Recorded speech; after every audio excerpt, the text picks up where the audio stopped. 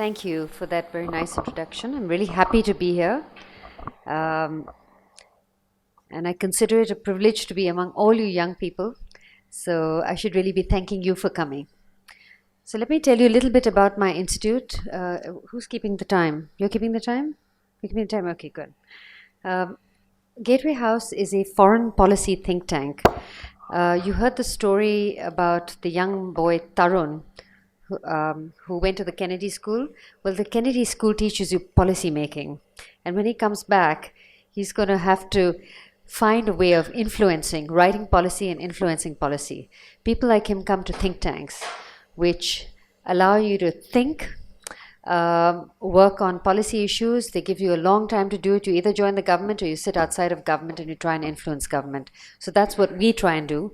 We create public debate in the area of foreign policy, which is our relationship with other country and our place in the world.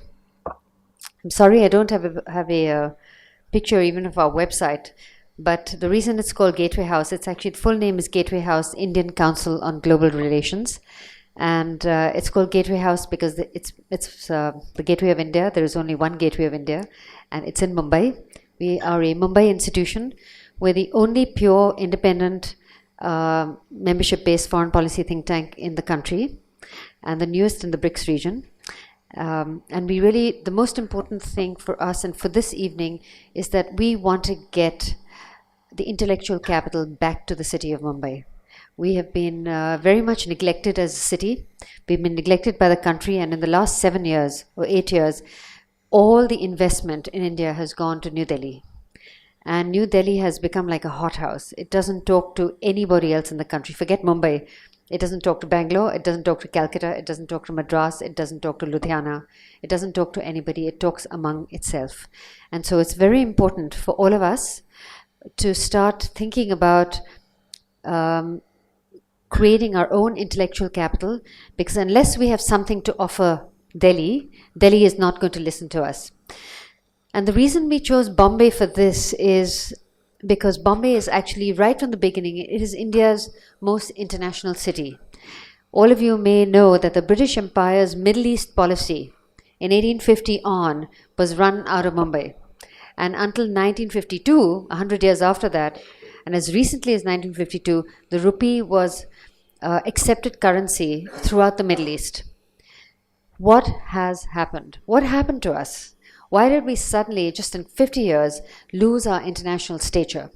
And why is the city of Mumbai, which is the most cosmopolitan, everybody in this group, people come to Bombay because it is the city of dreams.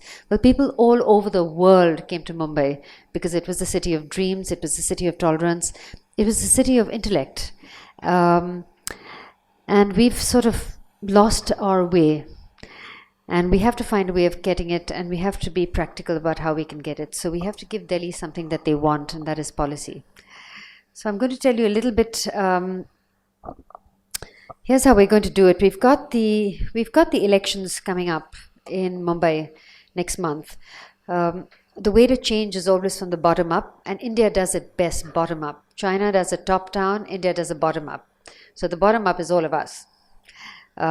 We can't rely on our policymakers to change things in our favor because we're a democracy and we have to force them to do it. In China, the leaders have taken charge of their citizens, and in exchange for absolute control, they make sure that life is better. And everybody here hears about people saying, oh, maybe we should be like Singapore, or we should be like China. In fact, that is not true. We don't have to be like Singapore and we don't have to be like China, partly because it is not in our nature. We are such a diverse country that the diversity really only thrives in a democracy. So one of the papers that we are working on at Gateway House is something called the Mumbai Consensus. You've heard of the Washington Consensus and you've heard of the Beijing Consensus. The Washington Consensus is really the what the International Monetary Fund put out a list of sort of points about how countries in South America in the 80s should really do to develop and get themselves out of their cycle of poverty. And they give them a list of things to do. And then there were 10 points, and that failed. South America had gotten to a worse crisis than before. They recommended Southeast Asia do it during the Asian financial crisis, and Southeast Asia had the worst time too. And then you've got the Beijing consensus. Rising at this time in the opposite direction was China. And the Beijing consensus said you have to have state-led market capitalism. And actually, countries in Southeast Asia tried it, and countries in Africa have tried it, but it hasn't worked. And it hasn't worked because actually Southeast Asia, like India, has a natural democratic instinct.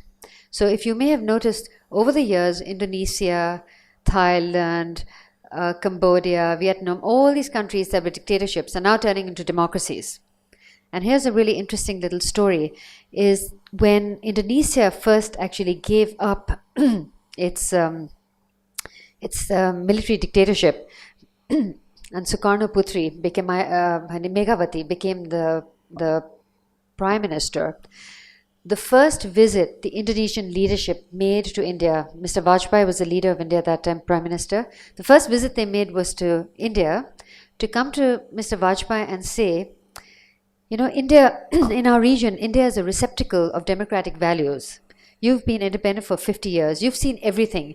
You've seen secession movements. You've got many religions, many ethnicities, many languages. You've got such many kinds of diversities. How do you manage all this? Please teach us. So we have to take real pride in the fact that, in our view, India is really a model for the world. It is a more relevant model for the world rather than the extreme of the West, which is very highly developed and sort of unattainable for most people. And on the other side, you have China, which is authoritarian and also doesn't work by instinct for people.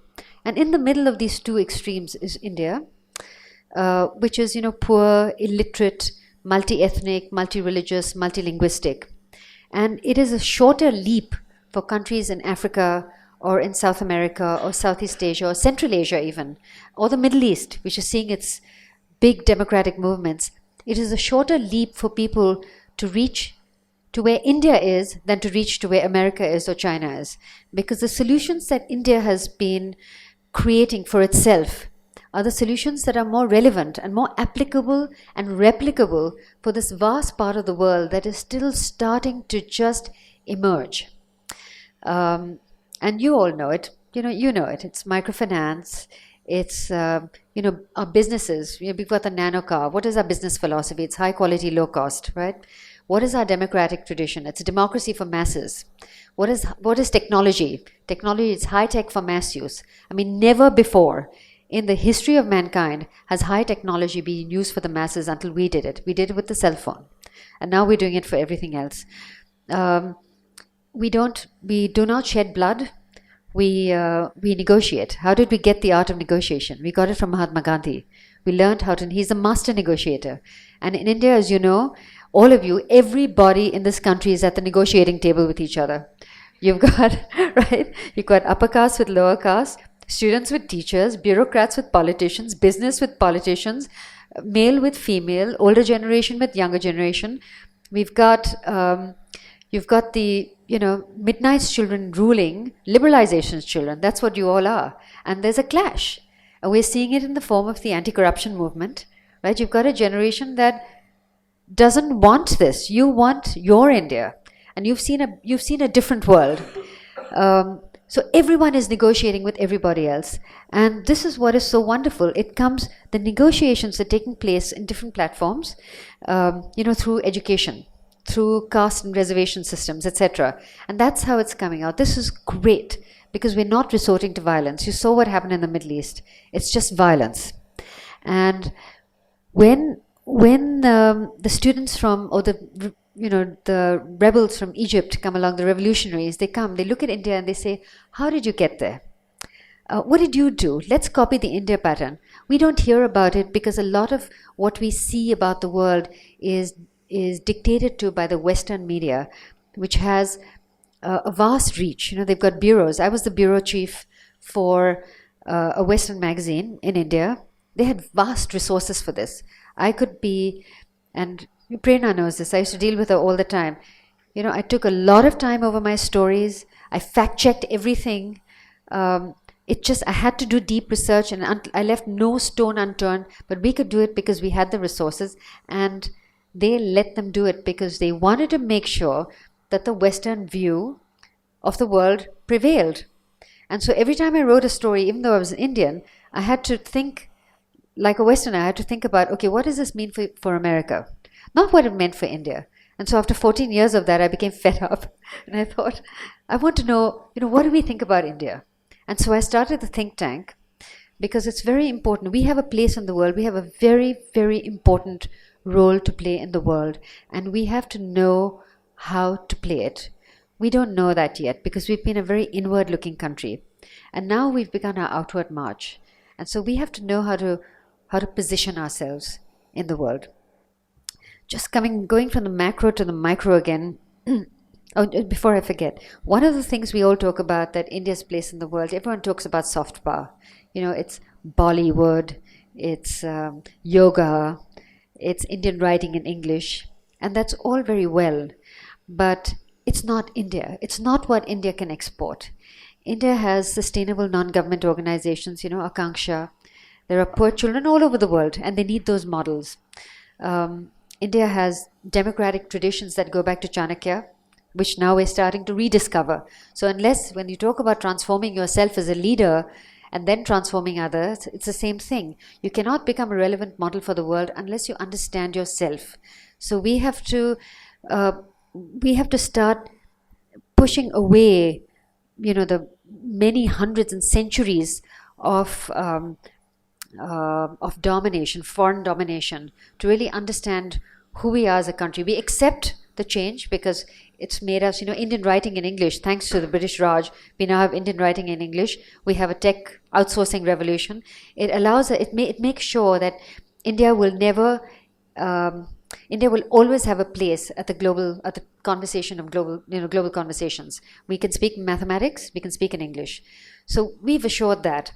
But we also have to make sure that we're relevant as a democracy because it is the only way we can survive as a people. It is the only way we can teach the world the art of negotiation rather than the art of war. In China, everyone hears of the Chinese philosophers. They write about the art of war. We have to talk about the art of negotiation because we really know how to do it. So coming back to the more mundane, we've got an election coming up. The two things I think, there are two legislations I think we all need to look out for. One is the things that make Bombay Bombay, and the things that will make Bombay a relevant city for the world again. What makes us relevant? Every country has slums. A developing country has slums. We have them too. But what are we doing about it? Actually, Brazil has done a lot more better with its slums than we have. We have a lot to learn from them. But one thing we do have, at Gateway House, we're working on something called the urban emerging, wait a minute, it's called the Urban Innovation Index. Right, it's the Emerging Markets Urban Innovation Index. And we look at the innovations that take place in a city like Mumbai, where everything is very dense. So people complain about overpopulation, no problem. Cities are meant to be able to manage density. But what happens through all that, okay? Through all that, we get affordable innovation that you could never have in a place like China or Singapore because people live, or even in Delhi, actually, because they live with enough space between them. In Bombay, people are living cheek by jowl, right? And here's the wonderful thing, 60% of the cities are slums. And we should be proud of it because our slums sit right next to the high-rise. Bombay is India's most equal city, the most equal city in the country, because we don't send our poor away. We live with them. We are involved in their lives. They service us. We service them. It is a give and take. And we find that while we're doing work on our index, we're finding the wonderful things that can happen. So, for instance, because of the density, there is a little cooperative movement. 20 societies have gotten together, and they've sort of outsourced their groceries. So they get groceries from farmers that are just outside in Bombay, in Panvel, right? And they get fresh groceries every day. They pay half the price, the farmer gets more than half of what he's getting, and it works wonderfully. But these are the innovations that come, urban innovations that come out of emerging markets. And we should be proud of all the things that we can do. Am I 5 minutes? Okay. That we can do together. So, the way to work our slums are, we shouldn't really worry about them. But what we should do is work and vote for candidates that are going to repeal the Rent Act. The reason we have slums is not because people are poor. It's because there's no affordable housing in the city. There's no affordable housing, and Jerson can tell you all about it, is because we have a Rent Act that came in at the time of partition that is no longer required. It was supposed to last for 3 years. It is no longer required. And consequently, ordinary middle-class people who have insurance policies, vehicles, TVs, educations, clerks and government jobs are living in slums. There's no need for that. So we have to lobby for that. It will also help to make Bombay an international city, because the minute you get affordable housing, you not only get the talent from the rest of the country, you get the talent from all over the world, because they can come and live affordably in a city that is the safest city in India. And the other legislation which we all have to really think about and find out if your candidates are talking about it is the Nagaraj Bill. The Nagaraj Bill is, has anyone heard about this bill? Yeah, you know. Great. So the Nagaraj Bill is a wonderful legislation that has come from the Urban Ministry of Urban Affairs. Yeah. And what it does, basically, it's Panchayati Raj for the cities. And so it has been passed here at the council level in very diluted form, because what this will do is, say in your area here, whoever lives in this area, you have a representative for, what it does, it devolves powers right to the bottom. You have a representative that represents each polling booth. Each polling booth is about 1,000 people, right? And those representatives then talk to each other. So this is many thousands, maybe millions of representatives that are going to be representing 1,000 people. Today, as things stand, you have one representative, say in the slums, for 65,000 people. How are you going to represent anyone's interests? So what this bill does, it keeps it, and the money devolves right down to the bottom. You can find out which street light needs to be changed. In the girls' school in your area, you have the money, we want to build an extra girls' toilet. And what this used to do in the old days, the reason terrorism is such an issue here in Bombay is partly because the eyes and ears of the city are no longer its citizens. The police pay 500 rupees per informant to get information. A lot of it is just money trying to be earned. But if you have this Nagaraj Bill, what happens is people become the eyes and ears. They start to report about the strangers in their midst. So think about the slums. If you have somebody who's representing 1,000 people, they all start to talk to each other about who's what. They're very close. They live very close communities, and they can tell you the strangers in their midst. Kasab may not have been able to make it out of Cuff Parade if we'd had this kind of legislation. So if we get rid of the Rent Act and we have this legislation passed in toto, we become an empowered city. We become a city that becomes a model city for other emerging countries where they still don't really have cities. But it's a shorter reach for them to become like Mumbai or like Pune than to be like New York. And even within India, there are so many new cities coming up. They will learn how to plan themselves better because Bombay is such a model. So, foreign policy is not that disconnected from our city. We are India's most international face. And I would like you to all go on our website. Anyone who's interested in foreign policy, please come to me and learn about it, because we're learning, and we want Bombay to be the center, the intellectual capital of India again, as it once was. Our freedom movement came out of Bombay. We want to elect the right people, and we want to have a different kind of freedom right out of the city. So thank you.